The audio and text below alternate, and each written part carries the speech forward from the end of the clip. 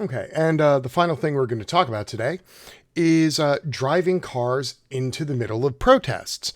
This has become the new sport, the new amusement, um, the new way to engender fear into people. But we're not allowed to call it terrorism because it's domestic, and apparently domestic terrorism isn't a thing in America. Um, but it's happening frequently now. It's happening more and more often. You'll also notice there's been a downtick in mass shootings by lone wolves lately. So apparently we've changed tactic. I'm going to take a look at some stuff. I'm going to show you exactly what's happening, and then I'm going to tell you why. Before I do that, I'm going to preface all of this with saying I am going to be playing pieces of video of people driving cars into protesters. Because as long as there's the boogeyman out there, it's going to keep people at home. It's going to keep people from protesting. It's going to help maintain the status quo. And the people who are driving their cars into protesters very much want to maintain the status quo. They want you to be quiet. They want you to know your place. They want you to stop protesting. They want you to stop inconveniencing them, because at the end of the day, they're only concerned with themselves and their own vision of America. So let's take a look at just how big of an epidemic this has become. I found this article on BuzzFeed. They listed this out. There were 17 incidences of people driving through protests only in the month from after the George Floyd protest started, for about a month. So from early like mid-May until mid-June. This is how many times this happened. Tulsa, Oklahoma. A truck drove over a bunch of protesters on I-244. Boston, Massachusetts. A person in a Lexus drove through a bunch of protesters in downtown Boston. In Portland, Oregon, a car struck a protester at the corner of Grand and Shaver while a crowd marched to protest George Floyd's killing. There you can see him going over the hood and over the car. Tallahassee, Florida. Protesters in Tallahassee began being ran over by cars. No words to even express how ridiculous it is. We need change and action immediately. Visalia, California. Someone please tell me you got their license plate. Someone got run over by Trump supporters. San Jose. Trump supporter came and hit us with their car. They hit two innocents, sent them to the hospital. The police did not a thing to that car. San Jose. My cousin just sent me this video of an SUV running over people in downtown San Jose, Bakersfield, California. This asshole hit two girls at a protest in front of the Bakersfield police station, and they put up his license plate number. Denver, Colorado. Some girl turned around specifically to run this guy over in the middle of the street. Minneapolis, Minnesota. An 18-wheeler drove full speed into a crowd of thousands of demonstrators. Lansing, Michigan. Apparently somebody drove through a crowd of people, injured a whole bunch of them, then bailed from their car to not get caught by cops, and protesters lit their car on fire. Kokomo, Indiana. Truck at the end of a protest went all the way around traffic just to hit protesters in the street. Gainesville, Florida. White man in a gray Kia Soul floored his car through a crowd of protesters and pulled out a gun. West Fargo, North Dakota. A protester clung to car hood for 3 blocks after driver struck him in West Fargo. Akron, Ohio. Hit and run. Driver turned himself in, stated it was unintentional. I understand this is debatable from the video. APD is currently investigating. 16 and 17, Columbus, Missouri. 2 separate incidents. Car goes through a protest, sending protesters flying. This was just in a 3 to 4 week span from May into June. There have been more since then. I have a few of them that we've already located. I know this isn't something that people want to watch, but again, you have to stop giving these maniacs, these lone wolves, these terrorists, this type of power by turning away from it. So, I'm going to remind everybody that in America, this really came into prominence in 2017 in Charlottesville, after a white nationalist floored his car down a small alleyway and injured 30 some odd people and killed Heather Heyer. I marched down this street. It is a very small avenue with a very wide area to back up. I believe they've shown that James Fields did this purposely. And I don't think there's really any question to be had about if he feared for his life and feared for his safety when he literally revved his engine and drove full on into a crowd at almost 40 miles an hour.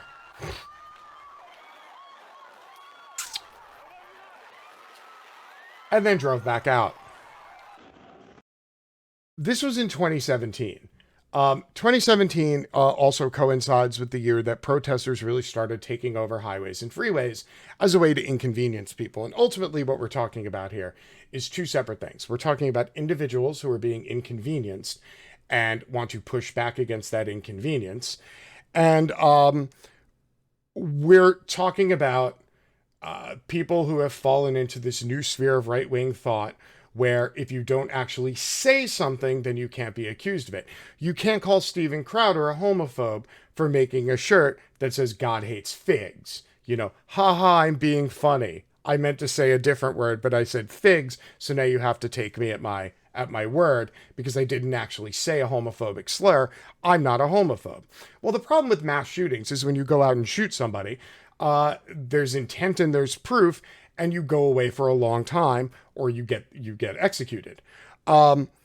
This new wave of protesters have figured out, this new wave of anti-protesters have figured out that you can drive over protesters and kill them and still have a legal defense and say, oh, I was confused. Oh, I feared for my life.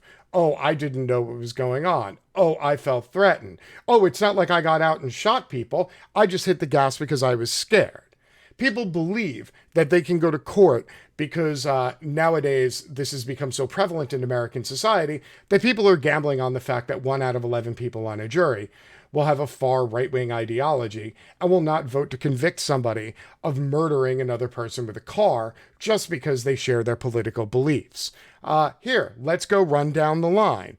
This was the protester in Denver. The car actually went out of their way to go and drive over the specific protester. This is a month or two ago in Denver. Here, this is a much more innocuous seeming one. This is from a traffic camera in Roseville. As you see, this driver in this black SUV is currently sitting at a light. There's a crosswalk. There are people standing in the crosswalk. This would be no different than if an elderly woman was slowly walking across the street during a crosswalk and the light turned green, and you just said, well, fuck it, I have right away, and put your foot on the gas, go, same exact thing. These are people in a crosswalk at a stoplight. Doesn't matter, though, because you know you can drive through protesters.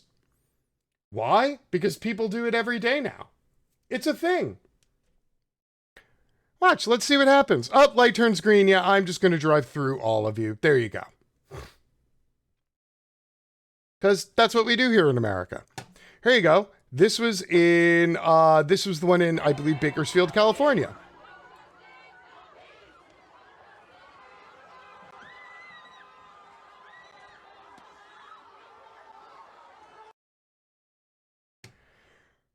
And finally, the other night in Seattle. And I know this one's hard to...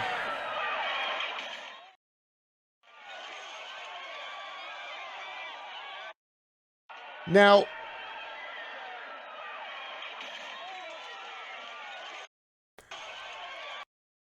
I saw a bunch of right-wing people, Tim Pool, some other talking heads, who instantly go to the internet and start typing things like, oh, maybe people should learn to get out of the highway. Oh, maybe people shouldn't be walking on the road. Well, this specific incident in Seattle, the freeway was closed. There were barricades on an exit ramp. The police had closed off the interstate, had tons of cars parked with their whirly lights on. This individual drove all the way around the street, then went up the opposite exit ramp, i.e. broke the law to drive against traffic to get up on the freeway to go run over protesters.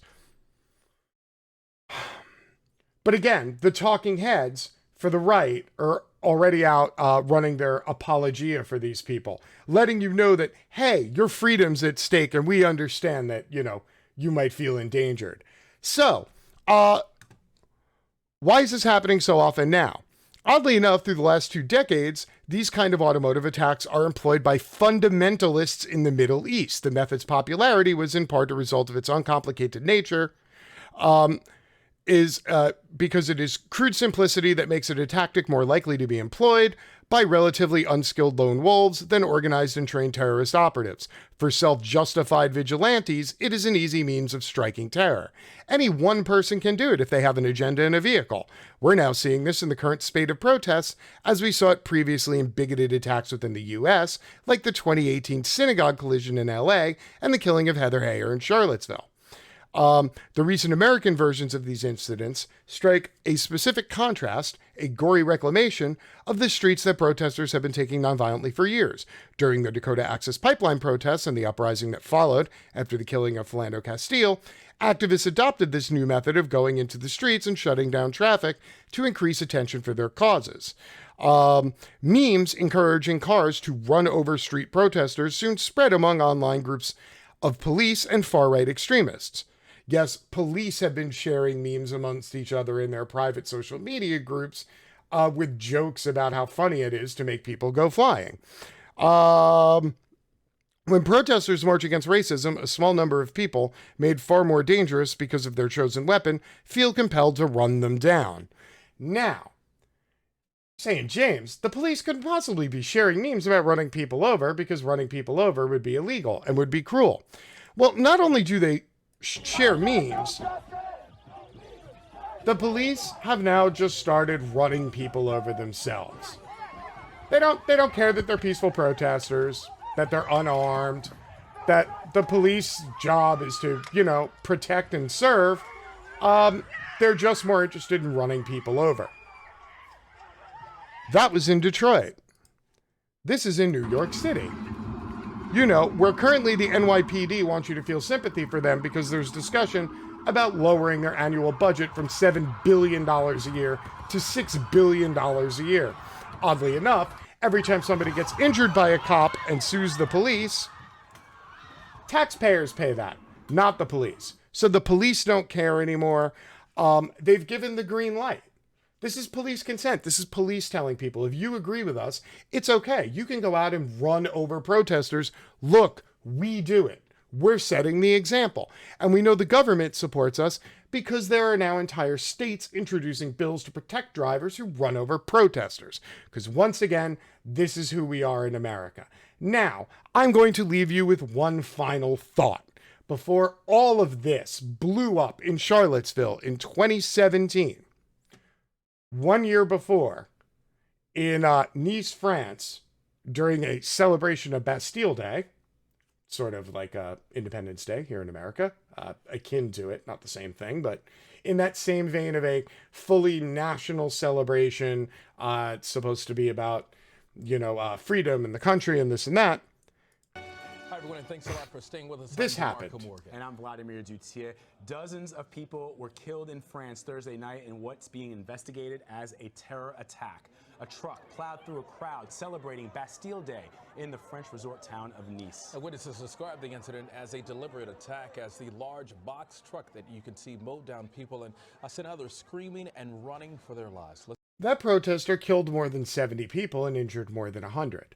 That was in 2016. Since then, this terroristic behavior has been adopted by extremists here in America.